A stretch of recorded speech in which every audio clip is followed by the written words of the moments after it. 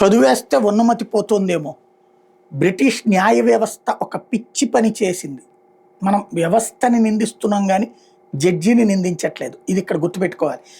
ఎవరైతే రోషనారా చౌదరి 21 ఏళ్ల వయసు ఉన్న అమ్మాయి, తనకి యావజ్జీవ కారాగార శిక్ష పడింది.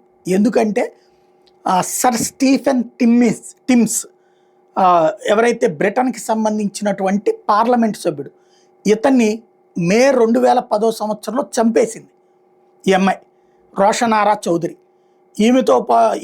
ఇతనితో పాటుగా ఇంకొకళ్ళను కూడా పొడిచి చంపేసింది. ఏమన్నా వ్యక్తిగత తగాదాలు ఉన్నాయా, ఏమన్నా లైంగిక గొడవలు ఉన్నాయా, భార్యాభర్తల గొడవ అంటే ఇదేమీ కాదు. ఈవిడ అప్పటికి విద్యార్థి దశలో ఉంది. విద్యార్థి దశలో ఉండగా ఈ దాన్ని ఏమంటారు, అల్ ఖైదాకి సంబంధించినటువంటి సాహిత్యాన్ని బాగా చదివిందట. అలాగే వాళ్ళకి సంబంధించినటువంటి వీడియోలు బాగా చూసిందట. వాటితో ఇన్స్పైర్ అయిపోయిందంట. అందుకోసం అని చెప్పేసి ఈవిడ ఏకంగా బ్రిటన్ ఎంపీని చంపేసింది.